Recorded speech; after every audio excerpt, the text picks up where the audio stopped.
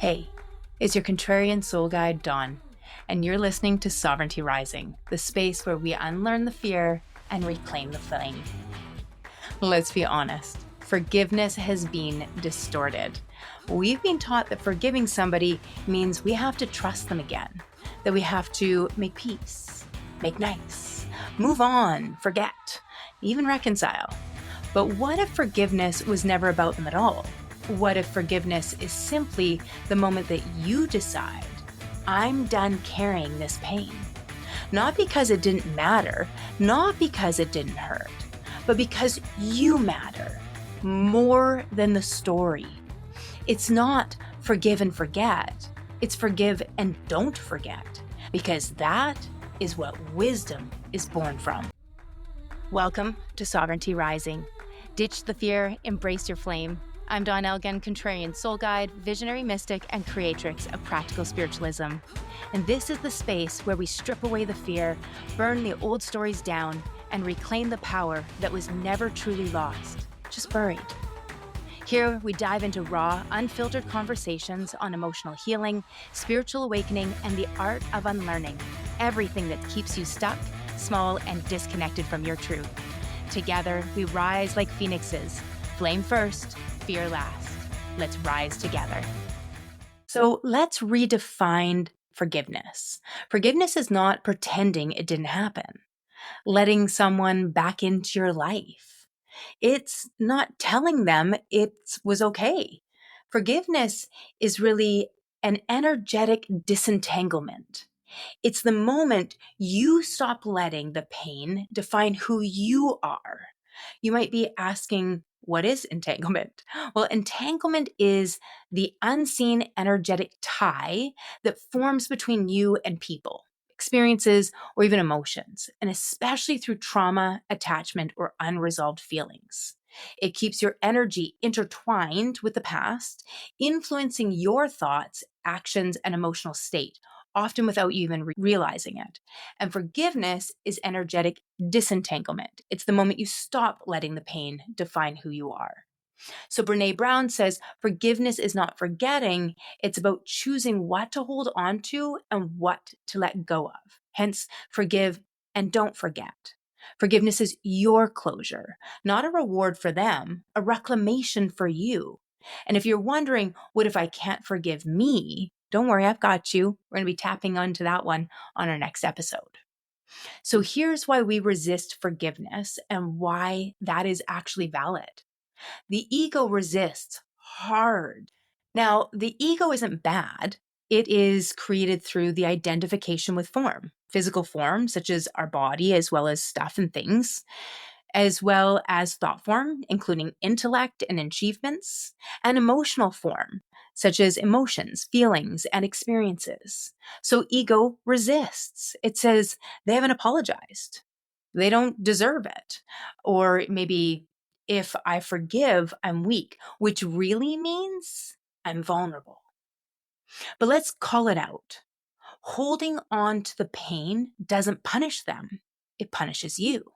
You're the one carrying it, waking up with it, making decisions around it, shaping your identity to protect against it happening again. Carolyn Mace teaches the moment you blame someone, you hand them your power.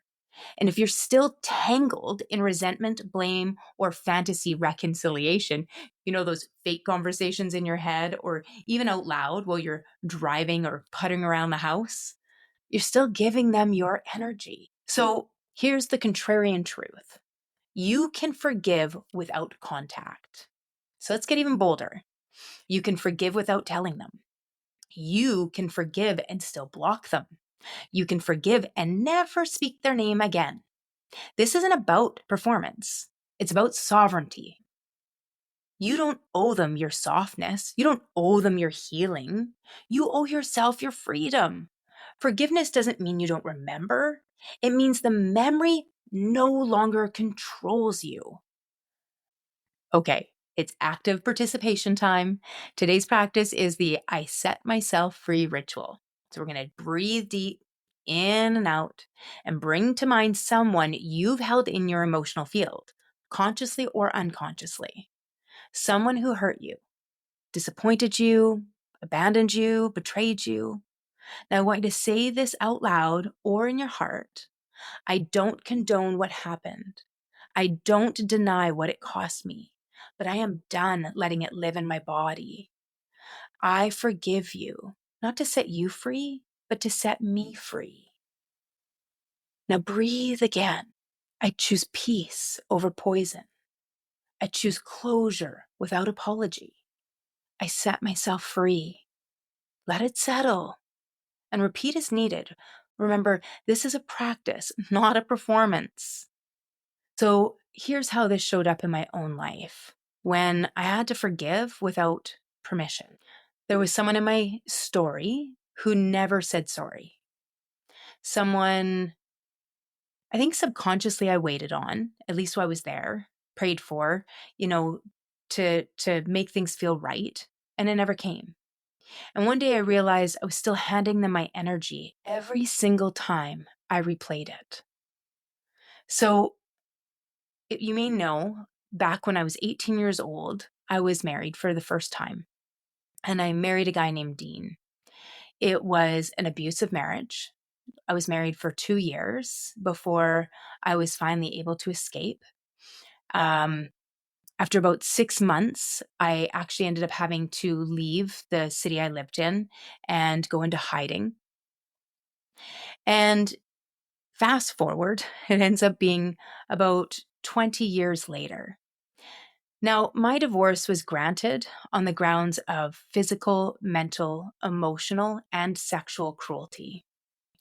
I had lost 5 pregnancies. I had lost a lot of my self-esteem, my self-trust. I finished losing my belief that if there was a God, that it loved me, that it even remembered my existence.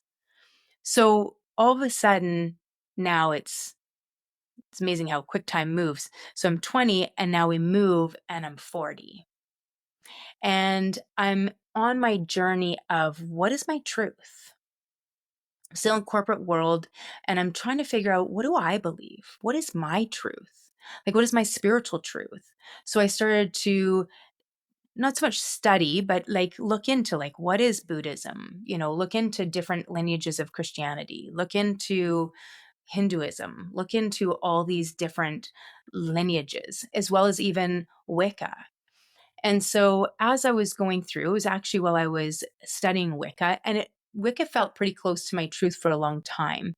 There's a few places that it just was not quite my truth, and I realized I actually don't fit into any real lineage. But one of the things I loved about Wicca is that the first law is to harm none. And so for me, that really resonated and sat. And in it, there was this, I was studying some work around the goddess Morgana in the Celtic pantheon. And in there was a ritual of fire and burning old stories to cleanse and to release yourself. And I was talking to a friend and saying I was going to write this piece about Dean and finally release him.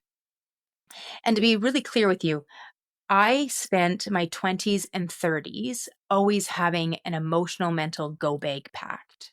So if I was in a restaurant, I showed all of the symptoms of full out complex PTSD. I needed to be able to see the door. I needed to know where the exits were. And it was subconscious. It was at a point where I wasn't even realizing I did it. I would just automatically sit and position myself that way. Certain tones of voice would put me onto alert. And then as I was moving through my late 30s into my 40s, I started to have what I called my fight bag. So instead of planning my escape route, I would instead go through the story about how if I saw him again, I would fight and I would stand up for myself. My survivor, my warrior was in full life. And so I came to this conclusion. I needed to write this story and I needed to let this go because every single day I was still renting space to him in my head. And so I was telling a mentor of mine about this and he said, well, actually, the whole theory is that you need to write the story of what happened So you're going to write the story of that time. You need to read it out loud to somebody. And then you burn it. And then the final step is actually you need to wish them peace. And I was like, well, 3 out of 4 ain't bad. So I decided I would write the letter, the story of our time together. And then I actually hired a psychologist to come to my house so that I could read it to her. And part of that was I didn't feel that it was right to do this with a friend or even my now husband, Mike, because parts of that story to really release it were pretty graphic and pretty brutal. And I didn't really want to put that into anybody else's head where that's what they thought of when they saw me. So I decided that that wasn't what I wanted. So I hired, her name was Rebecca, and Rebecca came over and we spent hours and I told her my story and she caught all the places that I hadn't fully filled it out because some of it was pretty dark. And I read it. And then as she left, my husband set a big burn barrel on fire. And part of what had started this is I realized I still had an old robe that I was bringing around with me everywhere that was actually from when I was married to him. And so all that negative energy, feng shui, all this negative energy was in these items. So I had a bathrobe and I put a pair of gold hoop earrings. So he lit a burn barrel on fire and I threw in the bathrobe, the gold earrings, and I threw in the letter. And as I was watching it burn, I was standing outside, it was dark, and I finally was just sitting there and I was stunned. And as I let it go, I just said, oh my God, I wish you peace. Because at that moment, I realized only hurt people hurt people. And if he would be able to find some semblance of peace, then he'd stop perpetuating the pain and rage inside of him. And so for me, it became this massive cathartic release to wish him peace. I didn't need to talk to him. I need to see him. I don't ever need a conversation with him. I just let him go. Let it all go. And it's not that I forget that that happened. I take the wisdom of that experience without the pain, the triggers, and the wounds of that experience that had absolutely been playing out in my life, even as I raised my sons. So instead, I forgave in silence, not because he had changed, but because I did. I realized I didn't need his permission to be free. I didn't need his awareness to feel peace. I needed to choose me more than I ever needed him to get it or repent. So here's what I want you to remember. Forgiveness isn't about them. It's about you. It's not about justice. It's about freedom. You don't have to rush it. You don't have to spiritualize it. But when you're ready, you can actually set it down. This week, ask yourself, what pain am I still keeping alive in the name of protection? And then ask, is it time to forgive, not them, but for me? If this resonated, I'd love to go deeper and I'd love to support your journey. There are so many ways that we can work together. They're all in my show notes. And it doesn't mean working with me one-on-one in coaching. It can mean being part of our Awakening Circle. It can mean the blog. It can mean our YouTube, this podcast. There are so many ways that you can do this and you don't need to do it alone. Until then, let go of the poison. Keep the wisdom. Choose peace. You're already free. This is the moment you feel it. I see the light in you, and it is brilliant. You are not broken. You are not too much. You're remembering who you've always been, and this journey is just getting started. If today's episode lit something in you, hit follow so you don't miss what's coming. And if you're feeling it, leave a review. It helps with more soul-led women find this space. Want to go deeper?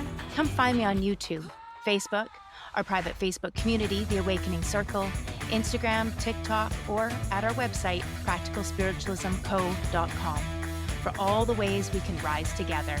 Not to worry, all those links are in our show notes. Until next time, stay sovereign, stay bold, and keep that fire lit.